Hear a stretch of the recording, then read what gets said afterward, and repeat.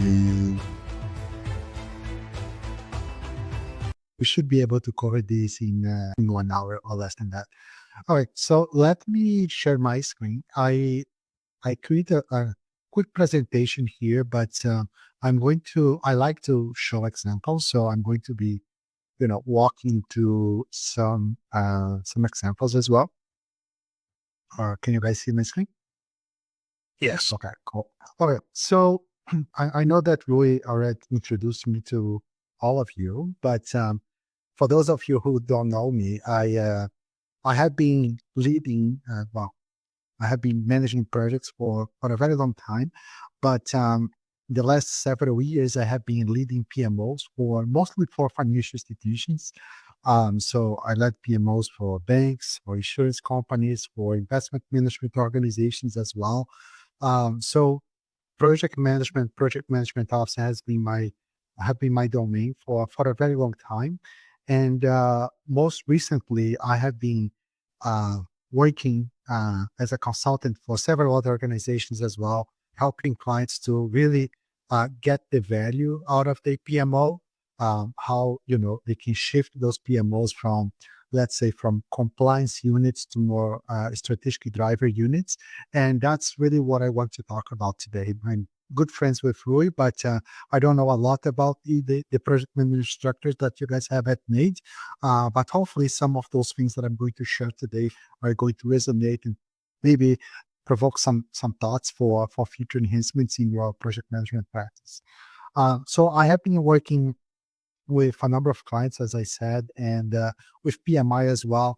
One of the judging committee members for the PMO awards that PMI has every year. So the global PMO award and the Brazilian one as well, and originally from Brazil. So it's nice to see what other PMOs are doing around the world, the best practices they are doing, and it's so relevant for this conversation as well, because I was telling Rui that a lot of our PMOs today, and I think that's a big problem in these PMOs, is that they are so focused on compliance, right? So, well, let's make sure that we have a project charter. Let's make sure that we have a project schedule. Let's make sure that we have this, that we have that. And there's nothing wrong with that. But you really need to make sure that your PMO is adding value to your organization. And I think that's the point where many organizations are falling behind. They are not taking the time to listen to the PMO customers and understand what they are looking for. So, and I was having this conversation this morning with another group, right? We're talking about the traditional uh, project management metrics, right? We have to deliver things on time. We have to deliver things on budget. And all those things are important. Don't take me wrong, but are those things really important to everybody that the PMO deals with, right? So for example, if I'm managing a project for Nate, right? And let's say it's a project to enhance students' satisfaction or to increase enrollment or graduation rates. So delivering that project on time, on budget might not be as valuable as making sure that I achieve my goals, right? The things that I had in my business case have been achieved. And that's the point where some PMOs are lacking because they are not really helping or enabling the business to achieve their goals. They just care about, I finished my project on time and on scope and on budget, therefore I'm successful. And that's not a definition of success anymore for project management offices. So we are going to cover that with some examples soon. So I just want to start by asking you an interesting question here, right? And this has nothing to do with project management. So just by looking at these pictures, right? So if you are in the market today to buy a new house, right, and money is not a problem, which house would you buy? Would you buy a beach house, acreage close to the mountains, or a nice condo in a big city? What about you, Rui? I love the ocean. It has to be by the sea. So some people are here in the chat saying mountains or ocean or city condo or mountains again. And sorry for being like, that's fine, Benoit. Beach house, mountains. That's great. Okay. So The reason why I'm asking this question is because, it's a simple question, but each one of you has a different answer to it, right? And it might be because you value different things in these houses, right? So Rui said, I like water, so I want to be close to the ocean. I like the smell of the ocean, and that is what he values, right? Someone else could look at that nice condo in a big town and say, hey, I want to be close to all the attractions. I want to be, have all the services available to me 24 by 7. I cannot make an assumption that because I like water, so I would buy the beach house as well, right? But I cannot make the assumption that everybody else would, agree with me. So when we expand that to the context of a PMO, we are going to be talking to our customers, right? And our customers, they are going to be different from organization to organization, right? So sometimes my customers are, I work in financial institutions, so I was dealing a lot with the accounting team, the finance team, right? And there are many things that they want to know: when my assets are going to be live, when they are going to be depreciating, what is the split between capital expenses and operating expenses, right? So I need to understand what they are looking for and provide the information from a project perspective, right? So they can use that information to do whatever they need, right? For their decision making, right? If I'm dealing with my friends in change management, for example, right? They just want to know when these many projects that we're managing here are going live, because they want to make sure that I'm not going live with 10 projects at the same time, and all those 10 projects are going to be impacting I don't know, the students, right? And therefore, it's going to be too many changes all at the same time to the students to absorb. So that might not be really good from an adoption perspective, right? So they need to know what is the schedule of my project, so they can therefore have strategies and tactics to work with the students so they are prepared and they know when those changes are coming, right? If I'm working with IT, they may have different information needs as well. But the bottom line here is that each one of those groups, they will need different information from the PMO for decision making, right? So it's not me saying, okay, I think everybody here will agree with me that we need to know if our projects are being delivered on time or and on budget, right? That's an assumption that I can make because for me, as the head of a PMO, I care about that stuff. But maybe Michael doesn't care about that stuff. He wants to know, which projects are going to be impacted the students, or Brian or Marcus. They have different needs, right? So that's important for us as PMO leaders to ask the customers what they value and what is the information that they need for decision making, right? We are enabling the success of others instead of my own success internally in the PMO. So that's one concept that I want to highlight here at the beginning. This story here, it's quite interesting because many years ago, I was when I was managing projects, right? I was managing software development projects, and some of the projects I was managing, they were basically to new games for mobile device, and that was many years ago. So, these were some of the devices that we're working on at that time. And, you had Samsung, you had Motorola, you had LG, and each one of those manufacturers, they have their own devices and they want to have their own apps, right? At that point, we didn't have the concept of an Apple Store and, well, Apple Store is only for iPhones, but Android Store. I'm not an Android person, but basically, if you have your phone and it runs Android, you can just download those apps and it will work, right? No. At that point, you have to develop the apps for each individual phone. So, because the intent is that if my phone has better apps than yours, then most likely I'm going to find more buyers and I'm going to make more money. So, there was a competition against all these manufacturers to develop the best apps and the best games, right? And I was working with some of those companies and different mobile devices as well. And we're developing games like this one, not exactly that one, but similar to that one that I have here on screen. And from a project management perspective, I was so proud because we're getting projects done on time, on budget, on scope.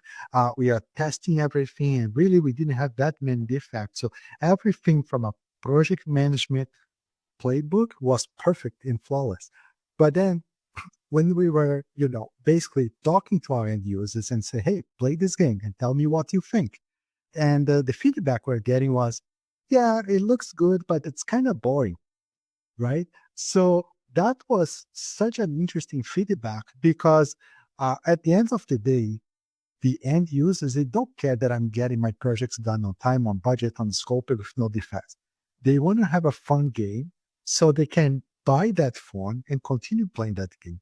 If my phone is full of boring games, they are not going to buy that phone. And for my executives, what they care about is not if I finish my projects on time, on budget. If there's people buy our phones every month, right? And my revenue is increasing as well. So again, coming back to that whole concept about value, right? Value was not being measured by number of projects being delivered on time, on budget, but if I was getting more and more clients to buy my phones and my revenue was increasing or not. So that's another way for us to explain the concept of value here and why it's so important. And based on this little uh, experience that we had in the previous slide, people value or see value differently, right? So I cannot assume that the way I run my PMO today, if tomorrow I'm going to be working with Rui at Nate, you guys are going to see value differently. And the things that I do in my PMO today may not work at Nate, right? So I need to understand what is important for me and how I'm going to be measuring those things and delivering those things in a way that my end users are going to consume that information for decision. Okay. All right. So um, a little story here about how PMOs have evolved, right? So in the beginning of the 30s here, you start seeing that concept of PMOs getting some tractions, right? Mostly in the US, when they have many projects that they want to start tracking a few things for decision making, right? And at that point, they were quite interested in the project expenditures. They want to make sure that they were controlling costs, right? And after some time and several years, right, the PMOs they have evolved more as a unit to control project managers, right? So now I have the head of the PMO and I have a bunch of project managers under me. And I have to ensure that there is consistency on how my project managers are doing their work. Everybody's following the same phases, everybody's creating the same deliverables, everybody's reporting status in the same way. And there is nothing wrong with that. But a lot of the PMOs, they stop there. And nowadays, we still have PMOs that are, only focused on compliance.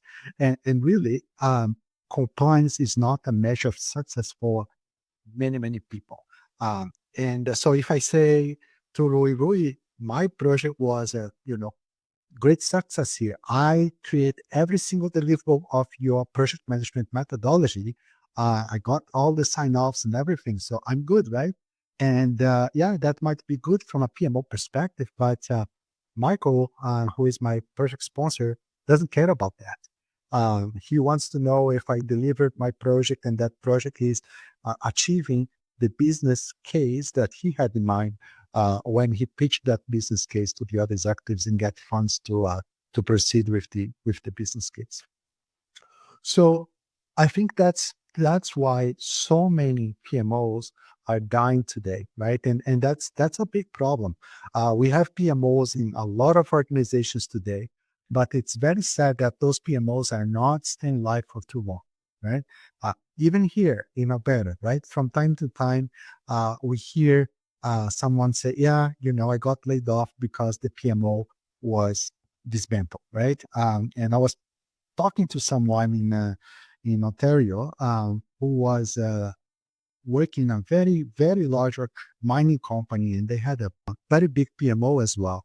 And he said, Bruno, all of a sudden, all of us got laid off because the PMO was not adding value. We had way too many people in the PMO. We never took the time to listen to what our stakeholders were looking for, but we had all reports, all the dashboards and everything, and we're sharing those things and no feedback. I think people was not even reading those reports anymore.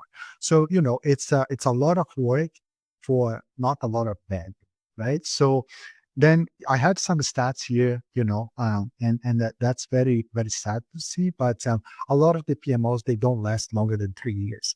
And in some organizations, you hear stories like, oh yeah, we have a centralized PMO, and then after some time, yeah, we decide that's not a good idea to have a PMO anymore. So each business unit can do what they want, and then they realize that's not a good idea as well. And let's have a PMO back together. But at the end of the day, uh, the cause is that the PMO is not really bringing value.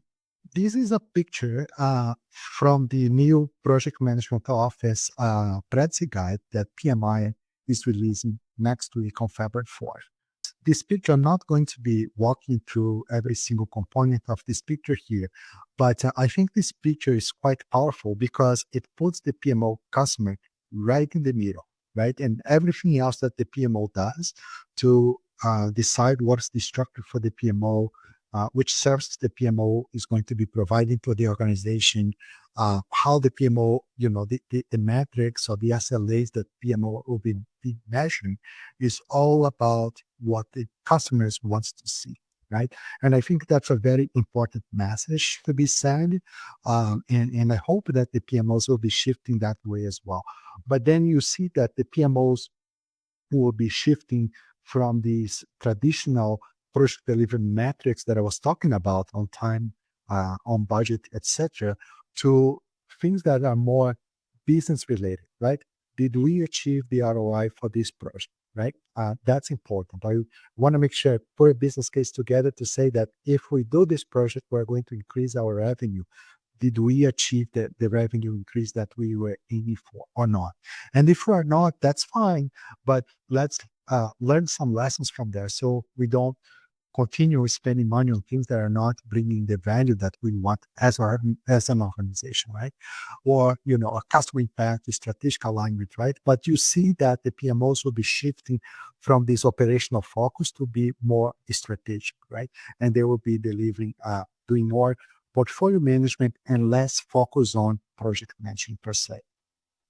So those would be the three pillars of a strategic PMO going forward. One is that it has to be around customers, right? So let's make sure that we're listening to what our customers want and we're providing that information to them. We have to make sure that whatever we're doing, the PMO, our projects, our reports, our metrics, right, are aligned to what the business wants to measure for decision making. And if it's not, let's stop there. And you need to have data, right? We need to have data to support our facts. We cannot just be making guesses or assumptions here, right? We need to have data. So what I want to do now is, guys, trying to put this in a different perspective here, so I can stop the theory and we can see how those things are going to be working in real life, right? So what I did here was just a little example of what I'm saying, right? I said that I have two customers. One is my senior leadership, which could be, who is boss, or could be, someone else in the, another executive in the organization. And I have my resource managers, right? So my senior leadership, he wants to have an idea about all the new projects that are coming to the organization, right? How we are prioritizing those projects, whether or not we should approve those projects to proceed, right? How much those projects are going to cost, how many resources we're going to need to execute on those projects, right? What's the value that we're going to get out of those projects, right? And he wants to make sure that we are delivering those projects, if it is on time, on budget, whatever they care about, we are delivering those things. We are providing. We are being proactive in managing risks, right? Because at the end of the day, all the PMO does is managing risks. We want to make sure that the organization delivers on its strategy. So the PMO role is to remove the roadblocks so we can deliver that strategy to the organization, right? And my resource manager, someone who has to provide the resources, I want to know how my people are assigned to projects. I want to know the new demands that are coming through as well, so I can upskill my people. I can hire new people. I can shift the people from, I don't know, roles that we don't need to something else. So there's a lot that the PMO can help other units across the organization to prepare for what's coming. And that will really drive the search that the PMO is doing. So let's stop here the whole theory and let me show you some examples. So I'm going to start with my friend senior leadership here. Okay. So let me move these over here. And I want to see you guys because now I cannot see you guys anymore. So that's sad. I trust that you guys are still there. Oh, there you go. I found you guys. I have some dashboards and you guys are going to see McEwen's logo here, but this is not McEwen's data.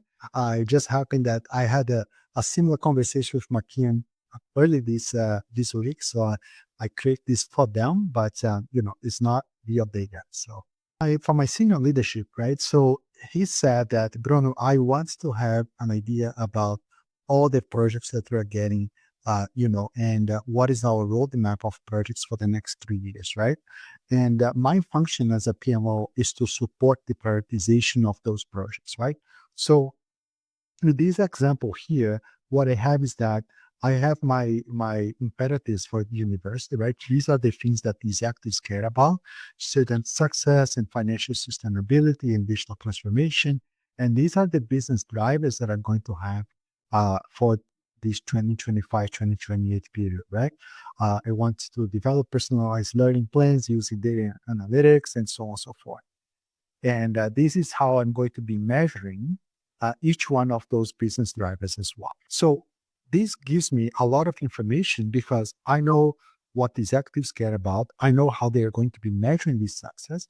So now I need to make sure that whatever projects we're managing, they are delivering the outcomes that are going to help us to measure those things and achieve the business drivers that I have here in my strategic plan. So what I have underneath here is I have 3 projects in my backlog.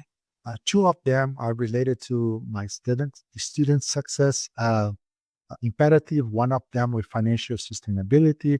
I could see these by the business drivers as well, and so on. So that way, I have a good visibility about how my projects are supporting my strategy. And as a PMO, I can help this active team with the decision making on which project should be approved to be delivered or not, right? So in this case here, what I did was I create a bunch of different ways to prioritize projects in my organization. I said I'm going to be prioritizing projects by cost and also by the strategic alignment, by impact onto the um, key stakeholders like admin, faculty, students, etc. And also I have another one for urgency. I'm not going to into the details because this really doesn't matter. But what I'm saying here is that in this organization, the PMO is helping us to come up with this assessment, how much these projects are going to cost, and how we should be assessing each one of these projects against these value criteria that I have here. And this is going to give us an indication of priority, right? So as I look into that, well, any project that has a high value and a low to medium cost, then it should be a strong candidate to be approved to continue. But this can be just an indication of priority. These actors may have other, let's say, more subjective criteria to say which project should proceed or not. But at least the PMO is helping that conversation, facilitating that conversation with data now, right? So it's not out of the blue. It's not my personal preference or who has the loudest voice, right? It's based on an assessment. So there is some logic to it, right? And then I'm providing more information about that as well. How much those projects are going to cost for implementation, but also after the implementation, how much those projects are going to cost in the next 5 years as well for us to maintain, right? Or how many resources I'm going to need to execute each one of those projects, right? And which groups are going to be the most impacted by those projects as well. So that way, I can have this conversation with many players, my customers, and tell them, look, this is what we have. Rui, do you have enough project managers to support those things? And we may say, I don't. So I'm going to need to budget to hire more project managers. Or he may say, you know what, Bruno, I'm also responsible for business analysts, let's say, right? And even though and I can see here that I have more demand for project managers than for business analysts. So maybe I can train somebody to shift from a BA role to a project manager role, right? So the PMO is now helping the organization to make different decisions that are going to support and help the organization to execute on the strategic drivers they have, right? And I have more information here on how long those projects are going to take. And all this information might be important for the executives to make a decision on which project should be approved, which project should not be approved, right? So that's just a way that the PMO can really support the decision-making process for an organization, right? And I'm showing you more from a planning perspective, a roadmap perspective, how the PMO can do that. Um, the other one that I was talking about is, a resource manager, right? And this has a different flavor here because this is for in-flight projects, right? So those projects are approved. I have 3 people in my team, Bruno, John, and Melissa, and they are working different projects. So I want to know if they are really busy or if they are not busy. Maybe, I can see that Melissa here doesn't have a lot of work. So maybe I need to either find more work for Melissa, shift her to a different role, or maybe let her go, right? But I'm providing this information so my customer, the resource manager in this case, can make those decisions, right? And they can see, what people are doing um, by project, for example, right? And they can challenge the project managers as well. Oh, so Benoit, you said that you need Melissa, but you are not really using Melissa full time. What's going on? Can I shift Melissa to something else, right? So it helps a lot with the conversation. But again, these conversations are only happening because I have data to show. And the PMO is doing a great job in providing this data for those players to have those conversations and make decisions. Okay. So I have other dashboards here, but I don't know if they are of interest here. They are, some of the dashboards that are shown to Makimo as well. This is more, executive delivery dashboard, right? For our in-flight projects, how much money we are spending on those projects and whether or not those projects are on track. And executive summary for those projects and the timelines for those projects, financials, and so on and so forth. And what are the benefits for each one of those in-flight projects, risks, issues, and so on and so forth. So again, this may be important for the executives that maybe they don't care about a lot of this stuff, but it drives the conversation, and the PMO can do a much better job supporting the project managers as well. If we have, most projects were saying that we don't have enough IT resources, for example. So we can take that information, talk to the head of IT and say, look, this is the forecast of IT resources, right? And we are not seeing those resources being provided. And now all these projects are raising that as risks, right? So we have to work together now to see how we can mitigate that problem, right? So we is really support empowering those units to make decisions that are going to help make to continue delivery on its strategy, right? So these are just examples, but I think those examples are important to illustrate the power that data can give for decision making organization. But again, if your organization doesn't value or they have different needs. My dashboard that I have here for, let's say, Makiwan today may not work as well for Nate because Nate wants to see different things, right? So I think that's the message that I wanted to convey. So any questions so far before I jump back to the presentation? Oh, sorry, Benoit had a question here in the chat. Is ROI in the PMO scope? Is it not mostly a business responsibility? Okay, that's a great question, Benoit. Look, the PMO is the way I see it, right? The PMO is a facilitator, right? If I come with a project and say, look, Roy, and Roy is in the PMO, I'm someone, a vice president or something at NIC, and I say, Roy, I want to present this project and this business case to our executive team because I think if we go ahead with this project, it's going to increase, our revenue for the next 5 years, right? And Rui, as the PMO leader, he's just facilitating. He may assign some resources to help validate the costs to implement that project, right? The risks, right? The timelines and all those things. And then that will help me to define what the ROI for my project is going to be. So if now, I have this information from the PMO, I finish my business case and I say my ROI is going to be 60%, for example, over the next 5 years, right? I can go in front of my executives and say, hey, look, there's a compelling case here. If you approve this project, you're going to see a return on this investment at 60%, right?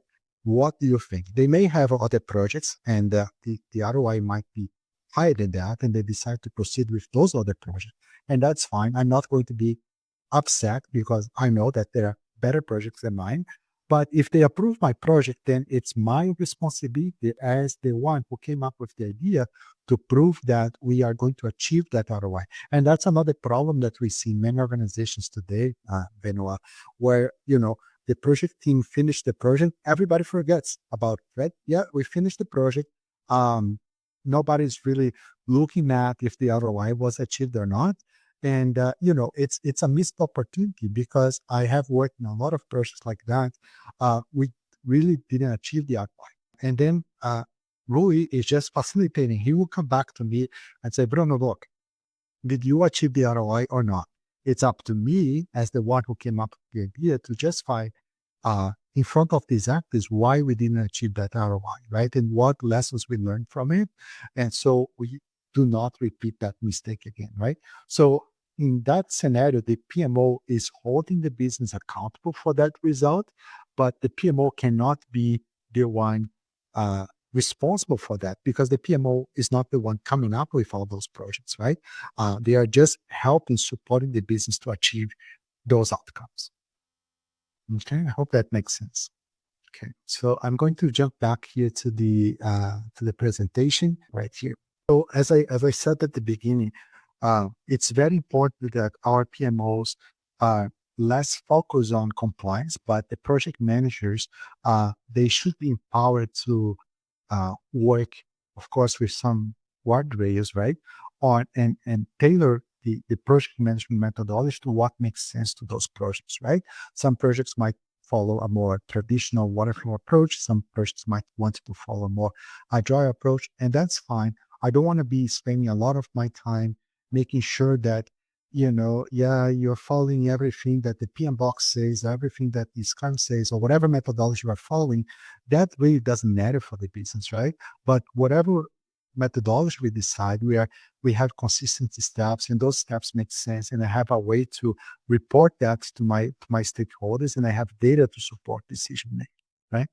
We should be focused on these pillars of transformation, right? Everything should be around clients and understanding what they value first before coming with solutions. And we should have ways to provide and enable the business to make decisions through data and make sure that the business see that anything that we're doing has a strong relationship with the strategy of the organization. It's not my petty project. It's not because I think, this project, and I work a lot on those PMOs as well, where people are coming with those project ideas that are going to save 10 minutes of someone's time a month. But really, should we be spending our money on that thing that's going to benefit just one person, just one group, or something else that's going to benefit more people across the organization, right? But this is not a one and done. That it's a cycle, right? So those needs are going to be changed as we continue to evolve, right? The PMO, let's say a lot of this stuff that I showed today, you have in place today. That's awesome. And then as you continue managing your projects, delivering your portfolio, your needs are going to change. The way you are prioritizing your projects are going to be different, right? The way you are measuring value is going to be different, right? The data, the metrics that you need are going to be different, right? And the PMO needs to continue adapting to that to continue providing value. At the end of the day, the value that the PMO is providing to the organization must be higher than the cost to operate the PMO. Because if it is not, then there's no sense to have a PMO in place. Okay. So anyway, that's what I had for today. I'm going to leave here my contact information as well. So if anyone is interested in reaching out to me, wants to explore more of these things that we discussed today, I'm always available. But other than that, I'm open to questions.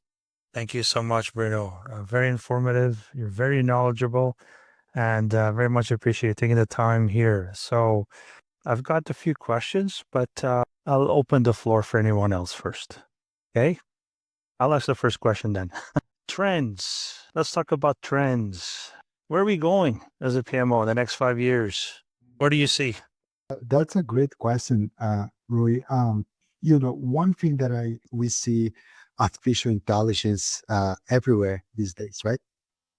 And which is great. And I think a lot of organizations are really pushing to adopt artificial intelligence, which makes sense, right? But like anything, and I said that a few minutes ago, right? The value that you're getting out of those technologies must be higher than the cost you have to operate them, right? So, you have technology these days like ChatGPT, for example, right? So ChatGPT might be awesome I'm working on a new project here, and I really want to brainstorm some of the potential risks I can have on this project and some of the mitigation actions that I may have for those risks, right? ChatGPT can help a lot of that. I don't need to spend time talking to a bunch of people trying to dig similar projects. I can use ChatGPT to help me with that. That's awesome. Uh, I have seen, other tools as well that it can kind of create a skeleton of your project schedule. I personally like a lot those bots that help us to take meeting minutes. I don't like to spend the time typing meeting minutes, right? So if you can use technology to help with that, I think that's great, right? It can save you time. But something like ChatGPT, at least for now, cannot really develop the connections, right? And project management, it's really a relational business. It's a lot easier when you have relationship with people. If I know you, Rui, and I need something from you, if I do have a relationship with you, it's going to be a lot easier for you to say yes to me than if I don't know you. So, that relationship, I think it's going to be important, right? And I was saying at the beginning, right? Really understand what people value. Sometimes they cannot uh, say those things in words, right? And you have to do some proof of concepts. You have to experience or try a couple different things to really see what people value, right? But I think those relationships are going to continue to be important. And, I hope at least that technology is not going to replace that.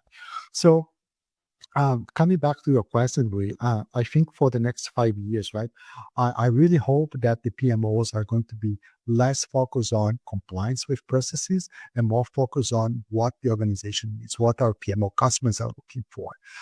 If we do that, and if we have tools to support decision make through data, I think that's going to be, those organizations will have those things in place. We're going to be much ahead than those other organizations that are still fighting with whether or not the PMs create a project charter, deliver projects on time. Right. Thank you very much, Bruno. Keep rolling. All right. And then when Mashoud, I thought I saw your hand go up for a bit there. Yeah, I think you asked my question and he answered my question as well, but I'm just gonna rephrase the question a little differently. Just the meeting minutes, meeting summary, help me do the action item. And one of the challenges I can tell you from that on that side is that most of the companies they don't allow to do like a transcription or to do like use chat GPT within the company, right? So that's a roadblock. Once we cross that roadblock, then yes, things will make easier, but still would like to see what are the use cases for the AI within the PMO's perspective. And with all these legal or compliance issues aside, right, we're going to get a point where the companies will be fine to have the guardrails so AI can be used in a safe way, right? But assuming that is in place, right? As I was saying, a lot of the things we do today when we're starting a project, for example, right? If I have to put together my project management documentation, right? I think AI can really help with that. Uh, doing risk assessment as well. What is the likelihood of this risk? What is the impact of this risk? But if I have a database, right? Inside my organization, right? AI can help me to come up with some better risk assessment, right? And same thing for financials as well, right? How much those projects are going to cost, right? What is the likelihood that some of these projects are going to be over budget, right? What would be the average duration for this type of projects? I think we can use a lot AI, assuming we have enough data to do that, will help us with that indication. And that will also help the PMO to bring this data back to the executive team for portfolio planning decisions, right? Which projects we want to move ahead or not. So I think for all those things, AI is going to be a great help. Any other questions? I think there are some questions in the chat. Maybe Bruno, if you can check. As a PM, would you please comment on the value position of change management or customer? But okay, that's a great question from Brian. Yes, change management. So Brian, I don't know the structure of the PMO at NIC, right? But I have seen several PMOs where the project management office is only responsible for the technical delivery of those projects, but they don't really have the processes in place for change management.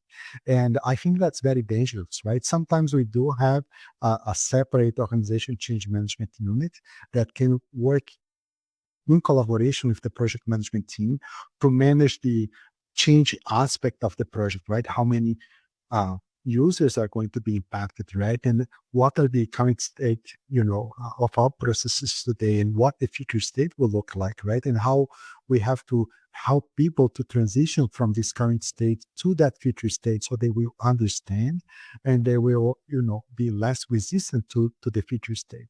So I think the PMO should, right, partner with organization change management to help with that. But, if you are an organization that you do not have an organization change management team, and I was encouraging a lot of my PMs to do that, is to really take training in change management, because, at the end of the day, and that little game project that I was talking about initially, right, it's really a deal breaker, right? If I do everything by the book and they deliver this project on time, but really nobody wants to use this project, it was not successful, right? There was no adoption, right? So I think change management is really very important, sometimes a lot more important than the technical project delivery, I would say. But anyway, and as organizations do this differently, but I think you should have the change management plan to align with your project management methodology as well. Lindsay is saying, I like the importance of relationship after COVID. Around the AI, we are safely able to use Copilot. So that's cool. If you guys are using Copilot, and Brian saying, thank you very much. Any other questions? I'll take this moment. Actually, I'm glad Kelly is here on the call. Bruno, one of your slides with all the stats. So I'll put a spotlight on Kelly here. Kelly, would you mind sharing with us when you started the PMO here at NATE, please? I'm happy to. First, let me say thanks to Bruno for the presentation. I really enjoyed it. It's not very often that we have somebody who can focus on PMOs. There are all kinds of folks who are project managers and bring that expertise to share with us, but not always from the PMO perspective. And PMO is absolutely near and dear to my heart, as many people around this call will attest to. We started our PMO in 2009. And we were a PMO of one at the time, and we've grown over the years. We obviously added project managers. We started out being very compliance based. And over the years, we'll sort of realize that from a change management perspective, that's not necessarily the most effective way to get people on board. And so we eventually adopted an approach that you mentioned, Bruno, which was, it doesn't really matter how you manage your projects. Use waterfall, use iterative, use whatever you want, as long as your definition of success is being met in the end, and that you're providing value to the customers. And so I think we found our PMO shifting slightly, from checking to make sure that people were using the methodology correctly to facilitating change and being more of change agents than walking around with the PMO stick and saying, you need to do this and you need to do that. So we evolved then to add project managers and professional project managers. We were quite diligent about bringing the PMPs on board, and then we expanded to include business analysts on our team, that's how we got to where we are today. And what is this, 2025 now? We've been around for a number of years, and I think we're a bit of an anomaly in the world of PMOs in that regard, because something you said earlier as well, Bruno, is that a lot of PMOs start off, they get really excited, and then they realize, no, this is, not providing value. And so executive shuts them down and away they go. So I'm really fortunate, very grateful to be in this position where we've evolved and we've grown our project management office to what it is today. And really excited to see what Rui and Eric and the rest of the team are going to do to move us forward into the future. Lots and lots of opportunities. That's awesome, Kelly. Congratulations. That's a fantastic story. Thank you, Kelly. You're welcome. Any other questions? All right. Well, so thank you so much for attending this session here today. Bruno, thank you for taking the time for coming here and sharing this time here with us. Very much appreciated. As Kelly mentioned, we usually have guest speakers speaking on, sorry, Brian, did you have a question? On the project management side, and I thought having a discussion on the PMO would be a little bit different. And so very happy that you were available to come and talk to us about this. So for everyone else, this basically concludes our formal part of our session here today. So I'm going to stop the recording. There we go.